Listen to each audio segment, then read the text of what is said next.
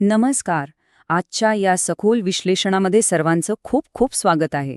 आज आपण अशा एका छोट्या पण अत्यंत महत्त्वाच्या उपकरणाबद्दल जाणून घेणार आहोत, जे रेफ्रिजरेशन आणि एअर कंडिशनिंग म्हणजेच HVAC क्षेत्राचा अगदी कणा आहे.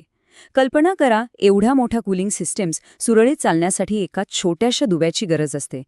तीच अत्यंत महत्त्वाची भूमिका ही फ्लेक्सिबल चार्जिंग लाईन पार पाडते. चला तर मग या कूलिंगच्या जीवनवाहिनीबद्दल एकदम सविस्तर आणि रंजक माहिती घेऊया. तर आजच्या या स्पष्टीकरणात आपण नेमके काय पाहणार आहोत? आपण एकूण 5 टप्पे पाहणार आहोत. पहिली गोष्ट म्हणजे फ्लेक्झिबल चार्जिंग लाईनची प्राथमिक ओळख, त्यानंतर तिची 3 अतिशय महत्त्वाची कार्ये, मग या लाईनची रचना, त्यानंतर काही तांत्रिक गोष्टी जसे की प्रेशर आणि नट स्पेसिफिकेशन्स, आणि सर्वात शेवटी योग्य निवड आणि सुरक्षितता. चला तर मग आपल्या पहिल्या विभागापासून सुरुवात करूया. फ्लेक्सिबल चार्जिंग लाईन म्हणजे नक्की काय? आता स्क्रीनवर दिसणारे हे लाल, पिवळे आणि निळे पाईप्स आपण अनेकदा पाहिले असतील, बरोबर? यालाच तांत्रिक भाषेत फ्लेक्झिबल चार्जिंग लाईन असं म्हणतात. हे पाईप्स म्हणजे एक प्रकारे तंत्रज्ञ आणि ती कूलिंग सिस्टम यामधला एक अत्यंत महत्त्वाचा आणि प्राथमिक दुवा आहे. या लवचिक नळ्यांशिवाय सिस्टमची कोणतीही देखभाल किंवा दुरुस्ती अक्षरशः पूर्ण होऊच शकत नाही. हे अगदी स्पष्ट आहे. बरं, आता वळूयात दुसऱ्या विभागाकडे. ही चार्जिंग लाईन नेमकी काय कामं करते? याची 3 महत्त्वपूर्ण कार्य कोणती आहेत ते पाहूया. कोणतीही रेफ्रिजरेशन सिस्टम दुरुस्त करताना या 3 अत्यंत महत्त्वाच्या पायऱ्या असतात. पहिली पायरी म्हणजे लीक टेस्टिंग. सिस्टममधून गॅस कुठून गळत तर नाहीये ना, हे तपासण्यासाठी ही लाईन वापरली जाते.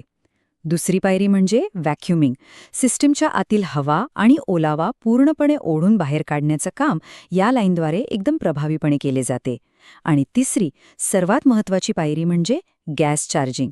सिस्टममध्ये योग्य दाबाने नवीन रेफ्रिजरंट गॅस भरण्यासाठी याच फ्लेक्सिबल चार्जिंग लाईनचा वापर केला जातो.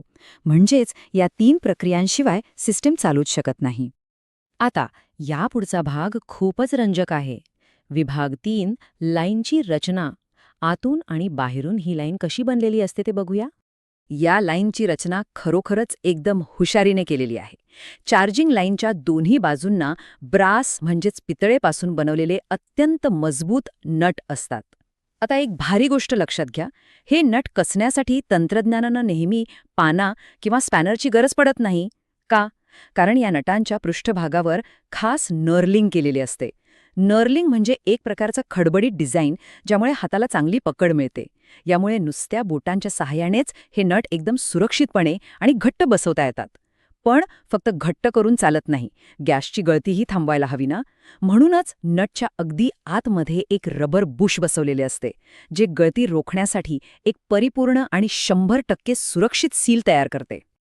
हे झालं बाह्य रचनेबद्दल, पण डिझाईन ही फक्त निम्मीच बाजू आहे. आता वळूया विभाग 4 कडे. प्रेशर आणि नट स्पेसिफिकेशन्स. हे आकडे समजून घेणं अत्यंत गरजेचं आहे. इथेच खरी तांत्रिक गंमत आहे. प्रत्येक गॅससाठी वेगळी लाईन का लागते याचं उत्तर ह्या आकड्यांमध्ये दडलंय. बघा, जेव्हा R134A किंवा R22 सारखे जुने रेफ्रिजरंट वापरले जातात, तेव्हा वर्किंग प्रेशर 600 PSIGच्या आसपास असतो आणि नटचा आकार 1/4 इंच असतो. पण तंत्रज्ञान बदललं आणि R410A व R32 सारखे नवीन हाय प्रेशर गॅसेस आले.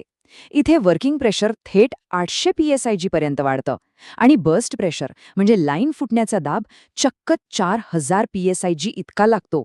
विचार करा, 4000 PSI म्हणजे एका छोट्याशा नाण्यावर पूर्ण गाडी उभी करण्याइतका प्रचंड दाब.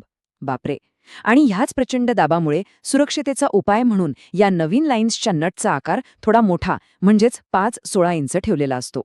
हा फरक लक्षात घेणं म्हणजे सुरक्षितेची पहिली पायरी आहे. आणि याच अनुषंगाने आपण येतोय आपल्या शेवटच्या म्हणजे 5व्या विभागाकडे, योग्य निवड आणि सुरक्षितता. आता या पिवळ्या रंगाच्या लाईनवर छापलेल्या मजकुराकडे जरा बारकाईने लक्ष द्या. त्यावर R410A चार्जिंग होज, 4000 PSI बर्स्ट आणि 800 PSI मॅक्स WP असं अगदी ठळक अक्षरात लिहिलेलं दिसतंय. हे यासाठी दिलंय जेणेकरून काम सुरू करण्यापूर्वीच तंत्रज्ञ प्रत्यक्ष जागेवरच हे तपासून पाहू शकतो की वापरलं जाणारे हे उपकरण त्या उच्च दाबासाठी खरंच योग्य आहे की नाही. 800 पीएसजी वर्किंग प्रेशर आणि 4000 पीएसजी बर्स्ट प्रेशरची ही नोंद थेट लाईनवरच असल्याने सुरक्षिततेची खात्री करणं अगदी सेकंदांचं काम होऊन जातं. यामुळे मोठी चूक होण्याची शक्यता जवळजवळ 0 होते. पण यात सखोल माहितीच्या शेवटी आपण एका अत्यंत महत्वाचा आणि विचार करायला लावणाऱ्या प्रश्नावर थांबूया. समजा कामाच्या गडबडीत एखाद्याने कमी दाबाची सामान्य लाईन, उदाहरणार्थ R22ची लाईन, चुकून R32 सारख्या उच्च दाबाच्या सिस्टीमवर जोडली, तर काय होईल? बर्स्ट प्रेशरच्या मर्यादांकडे दुर्लक्ष करणे आणि चुकीचे उपकरण जोडणे याचे परिणाम किती भयंकर असू शकतात, विचार करा.